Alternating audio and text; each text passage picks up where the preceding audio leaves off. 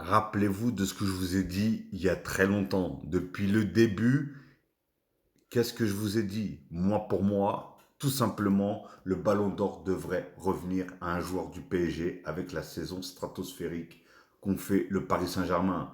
Que ce soit dans le football, dans la beauté du football, dans l'effectif, dans tout le déroulement, etc., etc., les remontadas, comment ils se remontaient pour venir exploser tout le monde derrière en Ligue des Champions, etc. Obligé que ce soit un joueur du PSG. Oui, certains joueurs du PSG ont marqué moins que d'autres, mais ils ont marqué quand même à des moments décisifs qui ont permis justement. Moi, je préfère un joueur qui marque moins qu'un autre, mais qui marque dans des moments décisifs, qu'il marque énormément de buts et qu'au final, derrière, il n'a rien. Donc voilà, en tout cas, bref, d'après les votes des lecteurs de NS Online, là, je sais pas quoi, là, je sais même pas du tout ce que c'est d'ailleurs, si c'est un journal ou je sais pas ce que c'est, ou une chaîne de télé, ou enfin bref.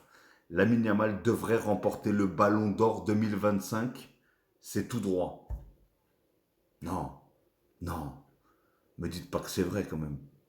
Et pourtant, j'aime beaucoup Lamine Yamal. Je trouve que c'est un phénomène. Mais là, non, on ne peut pas lui donner le Ballon d'Or. C'est pas possible.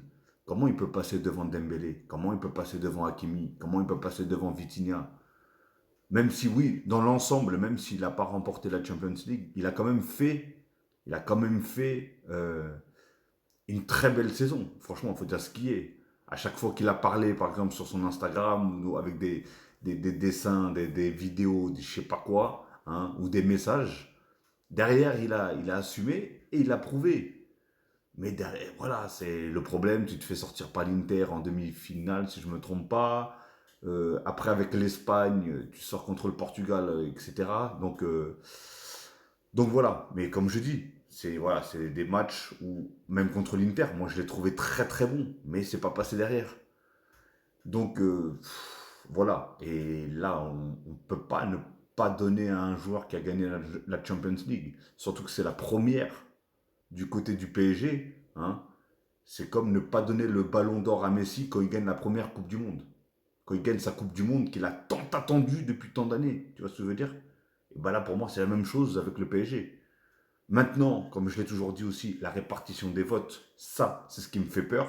Et c'est ce qui pourrait permettre à un joueur comme Lamine Yamal ou Rafinha ou je sais pas qui de prendre ce ballon d'or. C'est la seule chose qui me fait peur. C'est la répartition de tous ces joueurs, les Nuno Mendes, les João Neves, Vitinha, Dembélé, Hakimi et tout ça. Moi, ça me fait peur. D'ailleurs, dites-moi dans les commentaires ce que vous en pensez.